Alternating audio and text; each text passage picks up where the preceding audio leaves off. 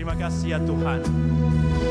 Kami rindu ingin hidup selalu di dalam kuasa dan kasih-Mu. Kami rindu ya Tuhan untuk menjadi terang bagi kemuliaan-Mu. Kami rindu Tuhan kami boleh menjadi garam, sehingga kehidupan kami ini boleh membawa sukacita, membawa damai, membawa kebenaran bagi dunia yang belum mengenal dan percaya kepada Engkau. Ya Tuhan Yesus, pada saat ini kami akan merenungkan firman-Mu dengan tema melayani bersama dalam satu roh. Pimpin kami dengan Roh Kudus-Mu, sehingga kami boleh mengerti dan mampu melakukan bagian firman-Mu, bahwa kesatuan itu penting di dalam kehidupan bergereja dan pelayanan. Tuntun kami setiap kami ya Bapa, dan hamba-Mu yang akan menyampaikan sabda-Mu di dalam keterbatasan dan kekurangannya. Engkau limpahi dengan kuasa dan pimpinan Allah Roh Kudus, sehingga berita firman ini boleh disampaikan untuk menjadi berkat dan kemuliaan nama Bapa di surga. Ini doa kami, ini syukur kami. Di dalam nama Tuhan Yesus kami telah berdoa dan mengucap syukur. Haleluya. Amin.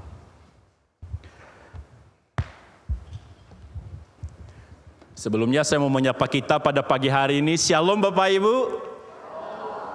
Mukanya kelihatan masih kayak tegang begitu ya. Padahal baru 7:30 lah, kurang lah. Mari kita memberikan dulu senyum kepada saudara kiri kanan kita. Shalom, berikan senyum begitu ya. Supaya tidak tegang begitu ya. Apalagi musim di hari ini ada hujan ya. Jangan sampai kita membeku seperti es begitu ya. Mari kita memberikan salam terbaik kita dan senyum. Sekali lagi saya mau menyapa kita, shalom. Shalom. Ada sukacita? Ada sukacita? Amin ya. Ada sukacita karena kita akan belajar tentang bagaimana melayani bersama. Hari-hari kita Bapak Ibu melayani ya, baik di rumah, baik di gereja, baik di pekerjaan. Nah, ini menjadi penting karena kita melayani di dalam satu roh. Tentunya bukan roh yang lain, bukan roh gaib, bukan Bapak Ibu. Tapi roh di dalam kuasa kasih Roh Kudus. Bapak Ibu, mari kita membuka satu bagian firman Tuhan, hanya satu ayat saja dari Filipi pasal 1 ayat 27. Kita membuka Alkitab fisik maupun Alkitab elektronik kita yang tertera di HP atau gadget kita. Kita membaca bersama-sama dari Filipi pasal yang pertama ayat 27.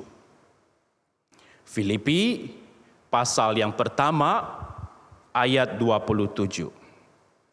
Kalau sudah menemukan Bapak Ibu, kita membaca bersama-sama ya ayat 27 ini dalam hitungan yang ketiga. 2, 3. Hanya hendaklah hidupmu berpadanan dengan Injil Kristus, supaya apabila aku datang, aku melihat. Dan apabila aku tidak datang, aku mendengar bahwa kamu teguh berdiri dalam satu roh dan sehati sejiwa berjuang untuk iman yang timbul dari berita Injil. Saya membacakannya bagi Bapak Ibu Saudara sekali lagi. Hanya hendaklah hidupmu berpadanan dengan Injil Kristus, supaya apabila aku datang, aku melihat. Dan apabila aku tidak datang, aku mendengar bahwa kamu teguh berdiri dalam satu roh dan sehati sejiwa berjuang untuk iman yang timbul dari berita Injil. Bapak Ibu dan Saudara yang dikasihi oleh Tuhan, seperti yang saya sampaikan pada hari ini adalah tema kita melayani bersama dalam satu roh ya. Berbicara tentang melayani bersama Bapak Ibu adalah berbicara tentang kita melayani bersama dipersatukan dalam kuasa kasih Allah Roh Kudus.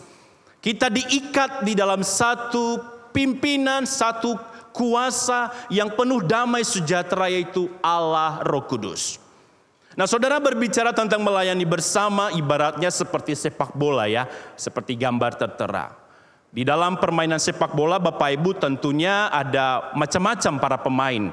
Ada sebagai striker, penyerang, ada sebagai penjaga gawang kalau ada bola, ada juga sebagai gelanggang, ada juga sebagai yang pewasit ataupun pemain yang bertahan. Saudara, masing-masing para pemain bola itu memiliki tugas dan tanggung jawabnya masing-masing. Seorang striker dia akan terus menyerang untuk memperoleh kemenangan di dalam pertandingan itu. Seorang penjaga gawang dia akan menjaga gawang itu baik-baik. Tidak mungkin dong penjaga gawang itu dia berusaha memasukkan gol itu kepada lawan. Tidak mungkin. Dia pasti akan menjaga baik-baik gawangnya agar bolanya tidak akan masuk ke dalam gawang. Sehingga meskipun mereka bermacam-macam perannya saudara, tetapi ada satu tujuan, para pemain sepak bola ini adalah untuk mencapai yang namanya kemenangan. Untuk mencapai yang namanya poin, untuk mencapai nilai poin atau gol itu, sehingga ada kemenangan yang terjadi. Sehingga saudara, kalau para pemain yang ada di sepak bola itu mereka diam-diam, misalnya saja penjaga gawang dia tidak mau membantu, dia juga tidak mau peka, ya dia diam-diam aja, pasti bola itu akan mudah masuk. Atau seorang striker atau penyerang enggan menolong temannya. Dia hanya sibuk memainkan bola tanpa mau mengoper, dia hanya sibuk untuk memenangkan permainan dengan diri sendiri. Pasti akan sulit. Atau seorang gelandang yang hanya bermain untuk dirinya sendiri, pasti pertandingan itu tidak akan sukses. Karena kenapa? Bukannya untuk mencapai kemenangan, bukannya untuk mencapai gol atau poin, rupa-rupanya mereka saling bertengkar. Bisa saling berselisih, bisa saling tidak nyaman, bisa saling menyalahkan. Habisnya kamu sih, coba kalau kamu yang main, lebih bagus atau aku. Sehingga mereka saling menyalahkan satu sama lain. Sehingga saudara, penting sekali di dalam permainan sepak bola ataupun di dalam manapun itu yang namanya kesatuan hati. Penting sekali yang namanya kesatuan, kebersamaan tentunya di dalam kuasa Roh Kudus, pimpinan Allah Roh Kudus. Nah, Bapak Ibu dan Saudara yang dikasihi oleh Tuhan, demikian juga di dalam pelayanan kita sebagai jemaat Tuhan atau gerejanya. Kita di dalam gereja Tuhan sebagai tubuh Kristus ada banyak peran, ada banyak karunia, ada banyak talenta yang Tuhan telah percayakan bagi kita. Tetapi kalau kita memakai dan juga hanya diam-diam dan tidak mau bekerja sama, tidak mau menjadi satu kesatuan, maka itu akan menjadi sumber yang namanya ketidaksatuan di dalam satu gereja atau tubuh Kristus. Bisa menjadi benih-benih yang namanya perselisihan, bisa menjadi benih-benih hal yang tidak nyaman jika tidak adanya kesatuan hati.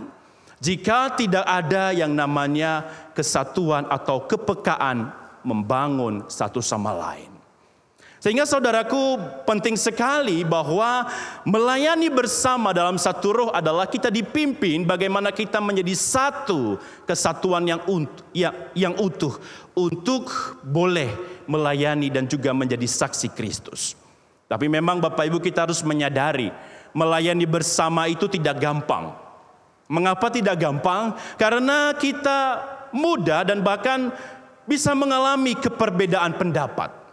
Kita bisa mengalami konflik kecil, kita bisa mengalami perselisihan, kita mungkin bisa mengalami keperbedaan pendapat, ataupun ada orang yang merasa tidak dihargai, ataupun ada orang yang merasa kok dia diperhatikan, ini kok nggak diperhatikan. Adapun orang yang merasa diri, ya sudah saya diam aja. Daripada ada benih konflik, saya diam aja.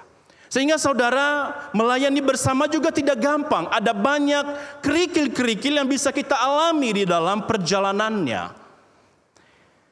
Dalam pelayanan bersama tidak mudah. Tetapi itulah panggilan kita pada hari ini, melayani bersama dalam kuasa Roh Kudus, melayani bersama dalam satu roh, yaitu Roh Allah sendiri.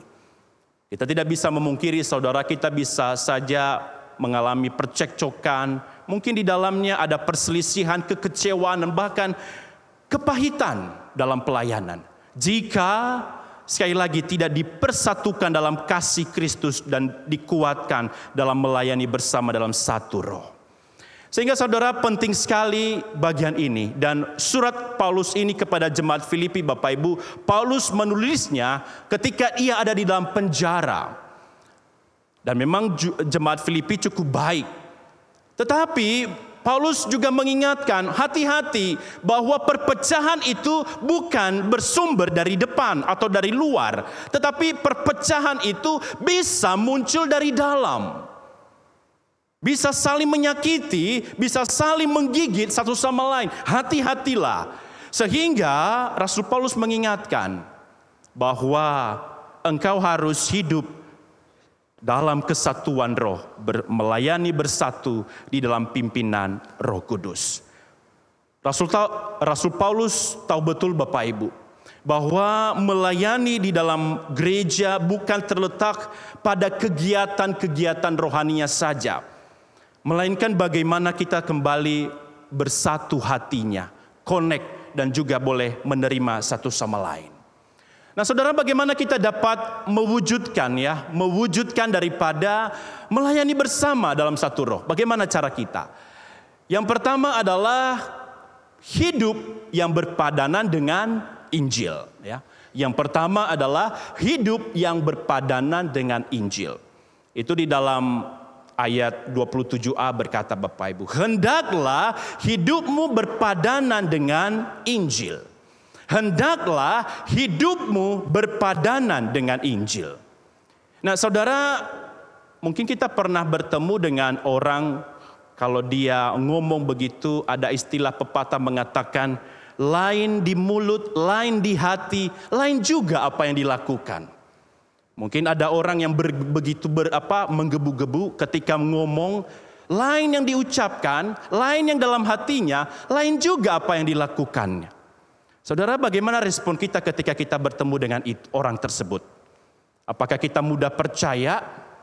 Tentu tidak, bukan, karena kita sudah pengalaman dengan orang semacam ini.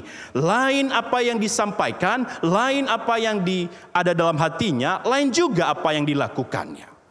Sehingga Rasul Paulus mengatakan bahwa hendaklah hidupmu berpadanan. Berpadanan itu dalam KBBI, Bapak Ibu, Kamus Besar Bahasa Indonesia, berarti cocok, sesuai, seimbang. Hendaklah hidupmu cocok dengan Injil. Jangan ketika kita tahu tentang Injil, tetapi lain juga yang dilakukannya. Jangan sampai kita hafal Alkitab, kita tahu kisah-kisah Injil, tapi lain juga yang kita pikirkan, yang muncul juga dalam hati kita. Sehingga kalimat Paulus di sini, sebelum kita melayani bersama dalam satu roh, kita perlu mengoreksi diri kita. Hendaklah hidupmu berpadanan dengan Injil, cocok, selaras, sesuai, seimbang dengan Injil. Bahkan di dalam bahasa aslinya itu Bapak Ibu, kata berpadanan itu memakai kata politeweste, ya. Hidup sebagai warga negara. Maksudnya memang jemaat Filipi waktu itu tinggal di dalam koloni orang Romawi. Tetapi Rasul Paulus tidak hanya berhenti di sana. Kamu memang hidup sebagai warga negara Romawi. Tetapi kamu harus tahu bahwa kamu harus menghidupi warga negara sebagai warga surgawimu. Bahwa kamu bukan hanya hidup dalam dunia ini, tapi kamu adalah warga negara surga, warga kerajaan surga. Hiduplah sesuai dengan identitas surgawi. Sehingga dari bagian ini saudara, kita bisa mengerti maksud Paulus sebelum kita berbicara tentang kesatuan hati melayani bersama yang dipimpin oleh Roh Kudus.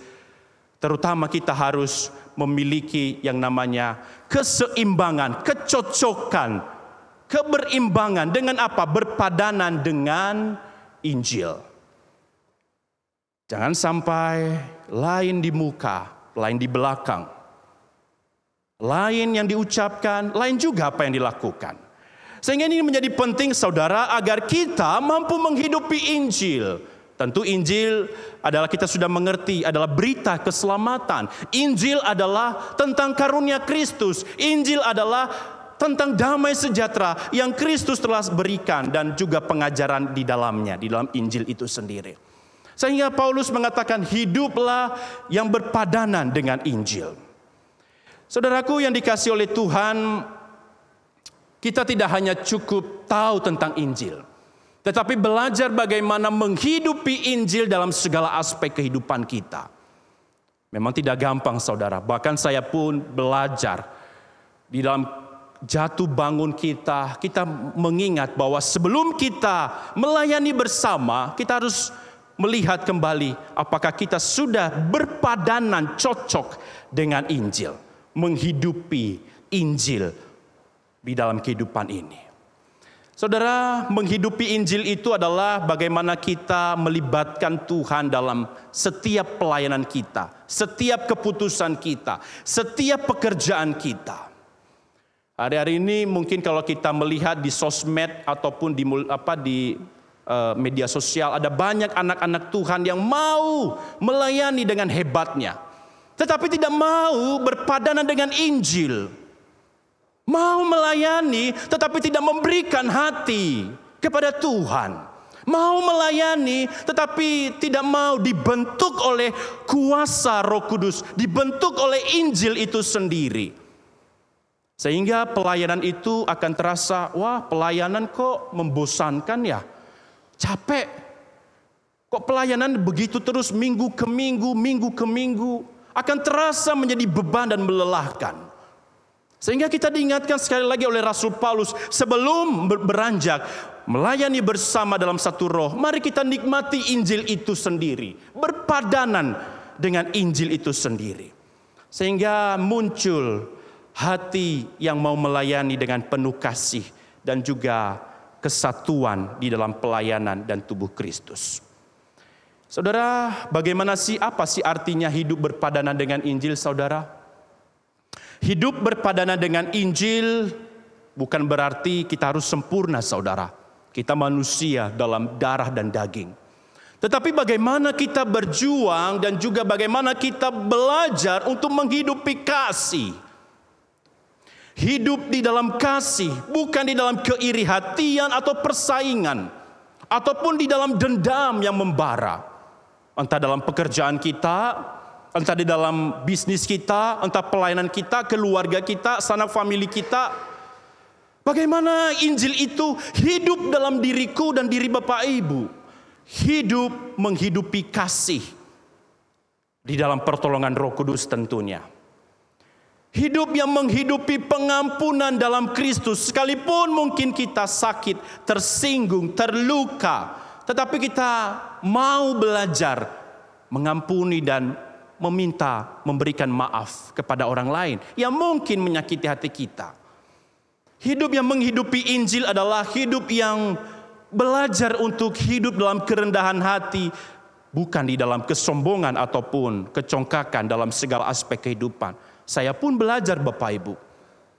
Sehingga saudara, hidup dalam Injil juga bukan menghidupi daripada kedagingan atau ego, tapi belajar untuk taat dan rendah hati kepada setiap pelayanan yang Tuhan percayakan dalam kehidupan kita pribadi. Bagaimana kita setia dan tidak memberontak. Aduh Tuhan capek. Aduh Tuhan ketemu lagi penata layan ini. Waduh males deh. Dengan si A, aduh Tuhan ketemu dengan pelanggan ini, males melayani pelanggan ini. Kalau bisa cepat-cepat aja lah Tuhan, selesai nanti baru ketemu bulan depan atau 6 bulan lagi. Aduh ketemu dengan pasangan ataupun keluarga, males deh. Kalau bisa jauh-jauh lah, nanti kasih alasan kah, lagi meeting kah, lagi ada urusan. Saudara, sekali lagi, bagaimana kita tidak memupuk kemarahan, kegeraman, bagaimana kita tidak memendam kepahitan. Saudara, saya dengan papa saya itu agak berbeda. Ya, papa saya karena dia keras begitu, agak kalau komunikasi kami selalu tidak nyambung begitu. Sekali waktu kami sempat pernah bertengkar secara by phone. Tetapi saya sadar, saya memberitakan Injil, saya ngomong tentang Injil, tapi kenapa bisa muncul seperti ini? karena kedagingan manusia. Akhirnya esoknya saudara, saya dengan gelisah hati, saya telepon papa saya. "Pak, minta maaf. Mungkin dalam masa muda saya terlalu idealis. Banyak ide-ide. Mungkin juga orang tua ada kesalahan. Saya meminta maaf dan meminta ampun, dan kami akhirnya berdoa." Saudara, dalam hidup ini memang harus begitu. Kita tidak hanya tahu tentang Injil, tahu tentang firman, tahu tentang Kristus, tetapi tidak pernah mau menghidupi Injil.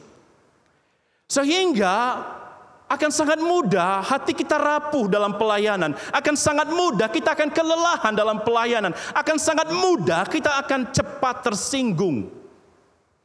Karena kenapa? Dasar pelayanan kita bukan kepada Injil atau Kristus, tapi bagaimana sudah menjadi aktivitas sehari-hari, sudah rutinitas. Saudara, kita diingatkan sekali lagi hari ini, pagi ini adalah hidup yang berpadanan dengan Injil adalah hidup yang selaras segambar dengan Kristus.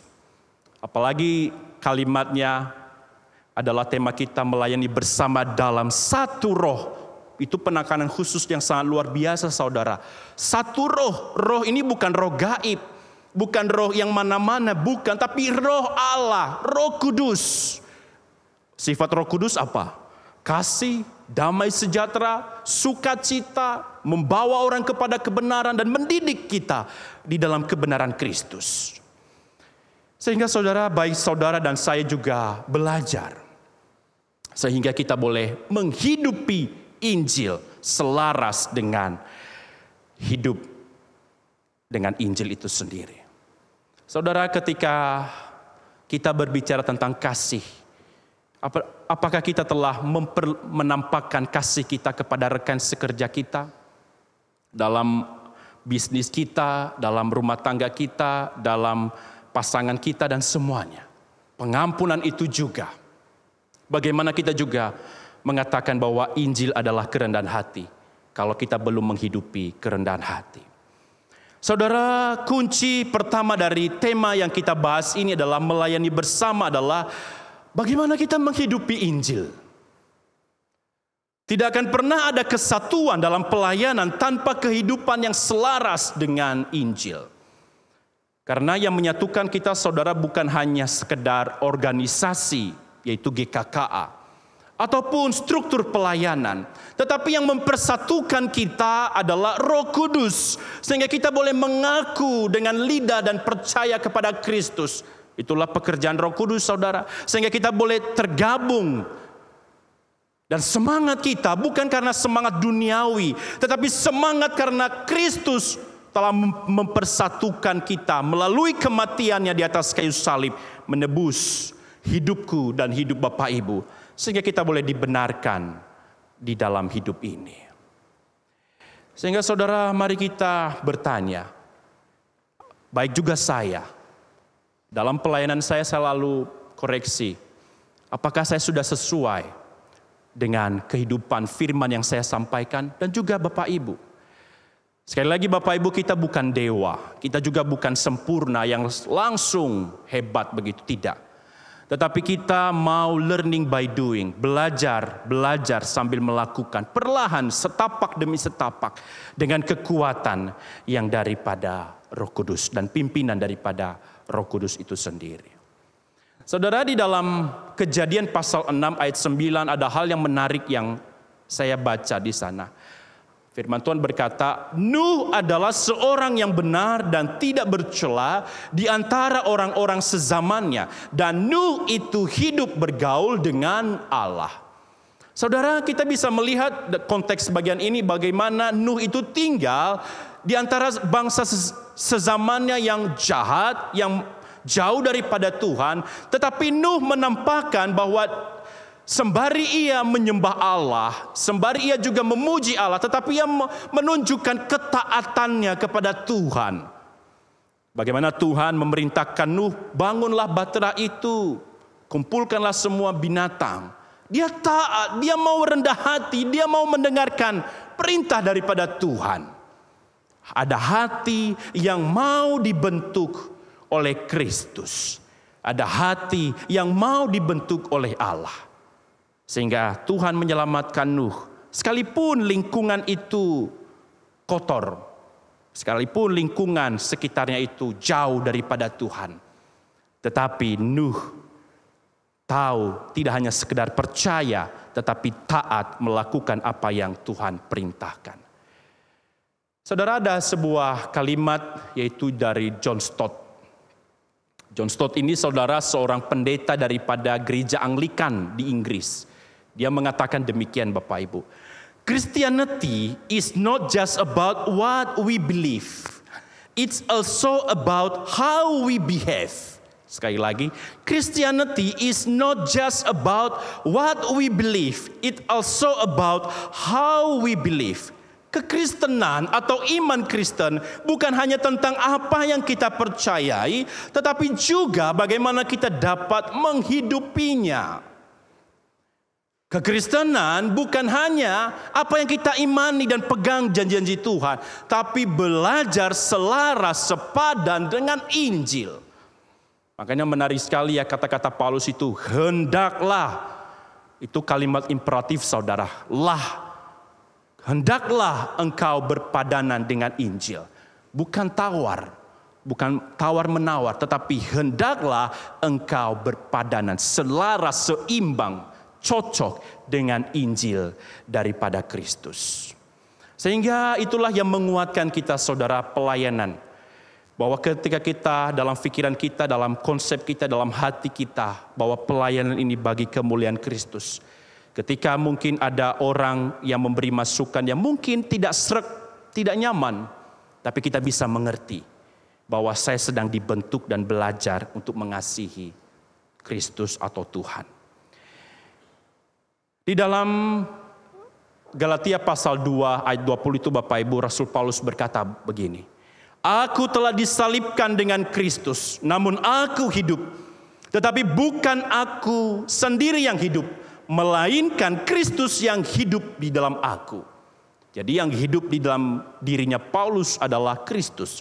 Yang hidup di dalam diri kita sebagai orang percaya bukan juga duniawi, tapi Kristus.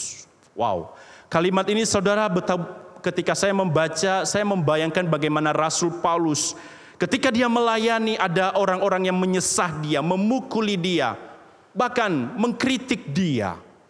Tapi dia tahu bahwa bukan lagi dirinya yang penuh dengan kedagingan dan ego dan juga kefanaan. Tapi dia hadirkan Kristus di dalam dirinya yang menguatkan dan juga yang memampukan hari lepas hari dalam pelayanannya. Dia sungguh dikuatkan oleh Kristus. Saudara, ketika kita melayani hari-hari ini, baik kita sebagai penerima tamu, sebagai kolektor, sebagai pemain musik, pengkhotbah, hamba Tuhan, majelis, mari kita bertanya setiap kali kita pelayanan, Tuhan, apa yang Engkau ajarkan bagi saya hari ini? Tuhan, apa yang Engkau didik? Apa yang Engkau sampaikan bagi saya? Hari ini ketika saya melayani, ketika terjadwal, ataupun ketika saya melayani di toko atau usaha, atau ketika melayani keluarga, Tuhan, apa yang Engkau ajar? Sehingga kita bisa mengerti bahwa Tuhan sedang mendidik kita agar serupa dengannya. Mendidik kita agar semakin memuliakan nama Tuhan. Baik saya selalu ngomong sama contoh Sri, kita harus mampu loh. Apa yang kita katakan di firman, apa yang kita firmankan di atas mimbar dalam khotbah, kita harus belajar juga. Paling tidak menghidupi di dalam kelemahan dan keterbatasan. Tentu saudara, hamba Tuhan bukan yang sempurna, tapi belajar juga untuk menghidupi firman itu di dalam pertolongan dan kasih Roh Kudus. Dalam kehidupan berumah tangga saudara, suami, istri, anak, bagaimana bahasa utama itu adalah kasih dan kesabaran. Kita bisa tahu ya, ibu-ibu kalau sudah mulai tensinya naik, wah bisa, mungkin tembok bisa retak begitu. Kita tahu kalau bapak-bapak sudah mungkin emosinya sedang tidak baik-baik saja, mungkin bisa suara itu melengking. Tapi sekali lagi saudara, kita belajar hari ini berpadanan dengan Injil, kasih dan kesabaran. Apakah mudah? Tidak. Gak gampang juga. Wah, hari-hari ini bergumul sekali. Apalagi ada yang menjengkelkan, ada yang kurang cocok. Mari kita tarik nafas kita. Terima kasih Tuhan, Engkau ajar aku hari ini untuk lebih sabar kepada istriku. Terima kasih Tuhan, aku boleh sabar hari ini menghadapi customer yang cerewetnya minta ampun. Thank you God. Nah saudara, kita bisa belajar, kita tarik nafas kita mungkin sambil dalam hati berdoa. Terima kasih Tuhan, hari ini saya boleh belajar untuk menjadi pribadi yang rendah hati. Ketika mungkin ada komplain dari pelanggan, ada mungkin hal yang kurang cocok dari pelanggan, terima kasih ya Tuhan. Sehingga saudara kita bisa belajar bahwa pelayanan bukan hanya dalam gereja, pelayanan juga di dalam pekerjaan, keluarga, dan juga kehidupan pribadi kita. Saudara, bagaimana kita juga boleh menghidupi Injil dalam mengasihi. Ketika ada mungkin orang yang membeli di toko kita, dia menanyakan, kita boleh menyatakan kasih. Kita juga boleh melayani dengan penuh kasih.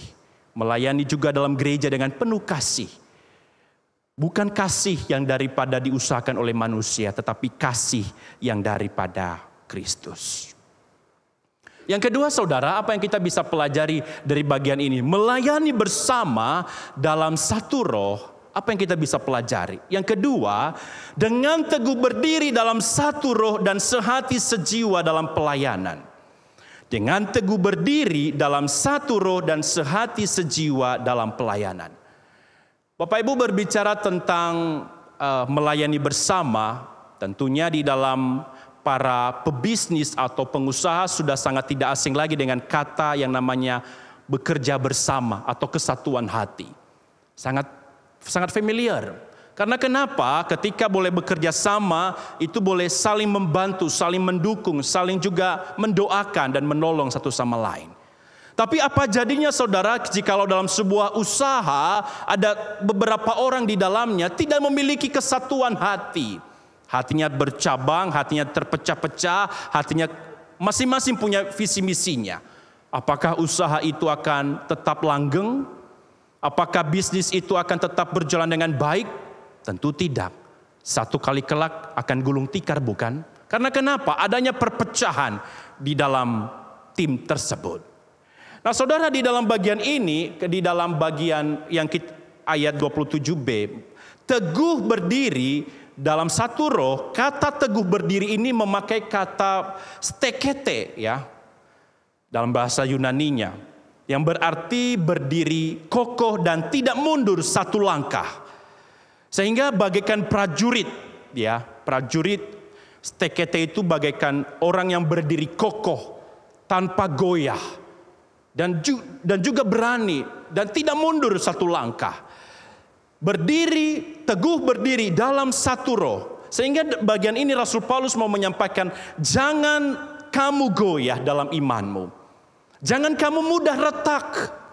Karena dari depan, dari luar itu jemaat Filipi ada banyak yang dapat memecahkan, meretakkan persekutuanmu. Bahkan dari dalam, hati-hati. Engkau bagaikan prajurit yang tidak goyah sekalipun ada guncangan. Selanjutnya saudara, di sana ada kata satu roh dan juga sehati sejiwa. Satu roh tentunya ya dalam pimpinan Roh Kudus, dan sehati sejiwa memakai frasa mia suke yang artinya menggambarkan kesatuan yang sangat dalam dan dipandu, diikat oleh Roh Kudus. Akhirnya ada kata berjuang. Dalam bahasa Yunani itu memakai kata sunatelo ya, yang berarti bertanding ya, berjuang. Tapi berjuang dalam bagian ini Bapak Ibu bukan berjuang masing-masing. Ibaratnya dia berjuang dalam satu tim, dalam satu visi, dalam satu kesatuan yang sama, diarahkan dalam satu visi yang sama. Sehingga dari bagian ini saudara, Rasul Paulus mengatakan, hendaklah kamu bersatu, karena ada banyak serangan dari luar ataupun dari dalam. Ada banyak yang dapat memecahkan hatimu. Maka berdirilah teguh bagaikan seorang prajurit yang tidak gentar dan tetap berdiri teguh. Saudara, kita tahu bahwa dalam pelayanan tidak terhindarkan yang namanya ketersinggungan, yang namanya percekcokan, yang namanya perselisihan dan apapun itu. Tetapi bagi Paulus, hendaklah kamu berdiri kokoh, awasi. Sehingga dalam pelayananmu kamu tetap murni dan dengan pertolongan daripada Allah Roh Kudus. Sehingga saudara, ada sebuah lagu ya yang ataupun ayat Alkitab berkata, sungguh alangkah baiknya, sungguh alangkah indahnya, bila saudara semua hidup rukun bersama. Atau di dalam ayat Alkitab Mazmur, sungguh alangkah baik dan indahnya apabila saudara-saudara diam bersama dengan rukun. Wow, ini yang menjadi kekuatan saudara, melayani bersama dalam satu roh. Bukan lagi tentang kita, bukan lagi tentang siapa saya, bukan lagi tentang waduh saya tersakiti. Tapi sungguh alangkah indahnya karena Kristus yang telah mempersatukan kita. Karena Roh Kudus yang memampukan kita, menguatkan kita. Itu yang memberikan sukacita dan damai sejahtera. Sehingga ketika kita melayani, kita bisa berkata dalam hati kita, terima kasih Tuhan. Hari ini saya diberikan kesempatan oleh-Mu untuk saya melayani lagi. Dan ada hal yang saya pelajari untuk semakin saya serupa dan segambar dengan Kristus. Sehingga saudara, apa sih artinya melayani? Jadi melayani saudara, kita benar-benar dipersatukan di dalam kuasa kasih Roh Kudus. Kita benar-benar diikat di dalam kasih Kristus. Seperti yang Yesus katakan saudara di dalam Alkitab. Dengan demikian semua orang akan tahu bahwa kamu adalah muridku, yaitu jika kamu saling mengasihi. Sehingga saudara, ketika kita melayani, mari kita melayani dengan kekuatan Tuhan. Mari kita melayani dengan pimpinan Roh Kudus. Mari kita melayani dengan kekuatan daripada Tuhan Yesus. Sehingga ketika mungkin hati sakit, tersinggung, ataupun ada hal-hal yang kurang nyaman, kurang enak, kurang sedap, itu kayak lagu aja begitu ya. Dan seterusnya, tetapi kita boleh apa? Boleh tetap sadar bahwa kita melayani di dalam kuasa kasih Roh Kudus. Saudara, biarlah kita boleh melayani dalam pimpinan Tuhan. Dan hal yang kita bisa lakukan pada minggu ini mungkin Bapak Ibu, jika ada orang-orang yang mungkin pernah menyakiti Bapak Ibu, atau yang melukai perasaan Bapak Ibu, atau yang mungkin tidak nyaman, mari Bapak Ibu kita doakan. Kita berdoa agar Tuhan boleh memulihkan hati ini, sehingga kita boleh menjalin relasi dengan saudara seiman kita. Ataupun ada customer yang menjengkelkan, ataupun ada mungkin problem yang suntuk di dalam diri kita. Mari kita berdoa, Tuhan, lembutkanlah hati saya, supaya saya boleh mengampuni dia. Dan jika ada waktu, mungkin kita boleh kembali merajut relasi atau hubungan sebagai saudara seiman. Sehingga saudara, kita boleh berdoa agar Tuhan boleh memampukan kita. Kita melayani tanpa beban, kita melayani tanpa ketidaknyamanan, kita melayani tanpa kejengkelan. Tapi kita melayani karena Kristus yang hadir di dalam diri setiap kita. Amin Bapak Ibu. Sehingga inilah yang semangat yang Paulus sampaikan. Melayani bersama dalam satu roh. Roh Kudus, Roh Allah yang memampukan saya dan Bapak Ibu. Mari kita tundukkan kepala, kita berdoa mengucap syukur kepada Tuhan. Bapa di surga, terima kasih untuk firman yang baik pada pagi hari ini. Kami tahu Tuhan, kami sebagai tubuh Kristus, kami dipercayakan oleh Tuhan untuk melayani. Tapi kami sadar Tuhan, dalam melayani juga ada banyak hal yang menjadi gesekan-gesekan, pembelajaran-pembelajaran iman. Mampukan kami Tuhan. Dan setiap kali kami melayani Tuhan, biarlah kami belajar dan introspeksi diri. Apa yang Tuhan sedang ajar dalam diri kami masing-masing. Kuatkanlah hati kami, kuatkanlah hati jemaat-Mu dalam melayani Engkau, entah dalam gereja, entah dalam pekerjaan, entah dalam keluarga, entah dalam berbagai aspek kehidupan sosial mereka. Kuatkan hati mereka, sehingga kami semua boleh menjadi garam dan terang bagi kemuliaan-Mu. Dan kami boleh menghidupi, melayani bersama dalam kekuatan Allah Roh Kudus. Ini doa kami, ini syukur kami. Di dalam nama Tuhan Yesus Kristus kami telah berdoa dan mengucap syukur. Haleluya. Amin.